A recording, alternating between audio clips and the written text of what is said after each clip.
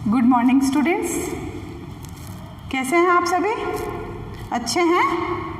अपनी सुरक्षा पूरी रख रहे हैं आप घर पे रह के? आपके शरीर में जो इम्यूनिटी पावर बढ़ाए ऐसे खाद्य पदार्थ, पेय पदार्थ आप यूज़ में ले रहे हैं? गुड। तो आइए आज हम पढ़ते हैं पाठ 6 ताई। इसके लेखक हैं विश्वंभर नाथ शर्मा, जिन्हें कौशिक भी कहा जाता है। यह पाठ में आए कठिन शब्दों के अर्थ हैं: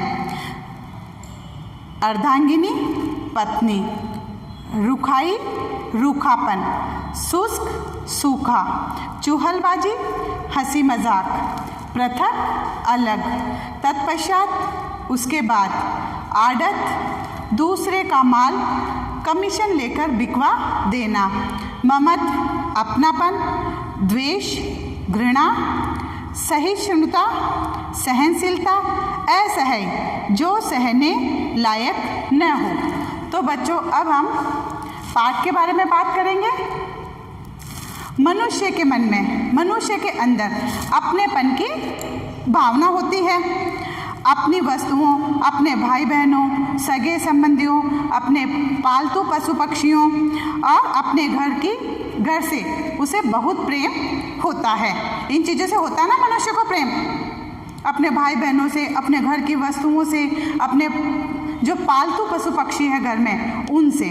तो इनसे व्यक्ति को बहुत ही प्रेम होता है और जिससे वह इनकी रक्षा करने के लिए, इसी कारण वह इनकी रक्षा करने के लिए हर समय तत्पर रहता है, तैयार खड़ा रहता है। लेकिन जिन चीज़ों के प्रति उसका लगाव नहीं होता है, जिनसे मनुष्य का लगाव बिल्कुल नहीं होता है, वह उनके प्रति लापरवाह हो जाता है। आज हमारे देश में सार्वजनिक स्थल जितने भी सार्वजनिक स्थल हैं, चाहे वो स्कूल हो, चाहे गवर्नमेंट ऑफिस हो, जो भी हो, तो उनको हम बिना सोचे समझे काम में लेते हैं। उनकी सुरक्षा का दायित्व हम पर नहीं होता है, जो कि गलत है, क्योंकि जो देश की संपत्ति है वही हमारी संपत्ति होती है। तो हमें उसकी सुरक्षा करने का भी पूरा अधिकार है। हमें उसका भी पूरा उसकी भी पूरी देखभाल करनी चाहिए, न कि उसे सार्वजनिक संपत्ति समझकर अनदेखा करना चाहिए। यही कारण है सबसे बड़ा सार्वजनिक स्थलों की दूरदर्शा होने का। तो हमें ऐसा नहीं करना। उनकी साफ सफाई, रख रखाव आदि के बारे में हमें ही सोचना है। सही है ना? आज आप लोग क्या करते हैं? आप स्कूल में आते हैं, बैठेंगे, बेंच को इधर खींचेंगे, उधर खींचेंगे, डस्टर से एक दूसरे के मारेंगे, चौक को आप बेवजह तोड़ेंगे। तो ये क्या कर रहे हैं? आप स्कूल की संपत्ति को नुकसान पहुंचा रहे हैं। तो क्या आप घर की चीज़ों का भी ऐसे ही करते हैं? वाटर टैंक में से आप पानी भरने जाएंगे तो आपका पानी जितना बोतल में भरा आपने, उससे कहीं ज़्यादा पानी आप नीचे फैला देते हैं। तो क्या घर पर भी आप ऐसे ही करते हैं? नहीं करते हैं ना, क्योंकि वो अपना घर होता है। तो स्कूल भी आपका अपना है, इसकी भी केयर आपके हाथ में है, इसकी देखभाल, इसकी साफ सफाई, रख रखाव, ये सभी आपके ही हाथ में होता है। तो यही हमें इस पाठ में बताया गया है। तो अब क्या है ताई चैप्टर? अब हम ये पढ़ेंगे। तो मानव का मन बहुत ही संवेदनशील होता है। उसके मन में कई तरह की भावनाओं की तरंगे उठती रहती है। जिस तरह आपने पानी की तरंगों को देखा होगा ना कि वो कभी ऊपर जाएगी, कभी नीचे जाएगी, कभी ऊपर जाएगी, कभी नीचे जाएगी। इस तरह से पानी की तरंगे जो है उठती रहती है। तो मानव का मन भी इसी तरह से ही होता है।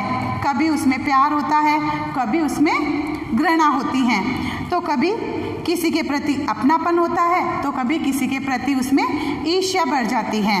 और इन्हीं के बीच में उसका मन कितनी ही बार संघर्ष करता रहता है कि मैं क्या करूं। कभी हमारे मन में दो ही चीज़ें होती है, कभी तो अच्छे ख्याल आते हैं, कभी हमारे मन में बुरे ख्याल आते हैं। तो हमें सही फैसला लेना होता है वो नहीं ले पाते हैं। तो बच्चों यही इस पाठ में आपको बताया गया था। ताई हिंदी साहित्य की सुप्रसिद्ध कहानियों में से विशंबरनाथ शर्मा की प्रसिद्ध कहानियों में से एक है। इसमें मनुष्य के मन को और उसके सुख दुख को आधार बनाया गया है। ताई कहानी में, ताई कहानी जो है इसमें एक तो मनुष्य का सुख दुख और उसका मन, उसी को आधार बनाया गया है।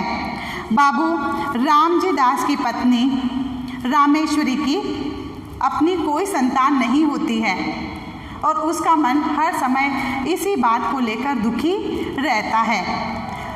इसी कारण वह अपने ही घर में अपने भतीजे की जो बाल सुलभ चेष्टाएं होती हैं उसको वो नज़रअंदाज करती रहती हैं और उससे मन ही मन ईर्ष्या करती हैं।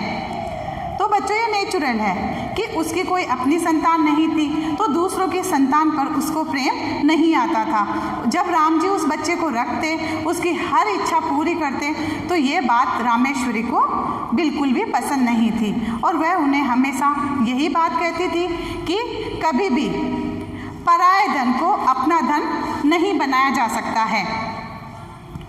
वह कभी इस बात को स्वीकार ही नहीं कर पाई कि ये बच्चा भी अपना ही है। लेकिन पाठ के अंत में कुछ ऐसी दुर्घटना उस बच्चे के साथ हो जाती है जिसका जिम्मेदार रामेश्वरी स्वयं को समझती है। तो यही हम इस पाठ में पढ़ेंगे।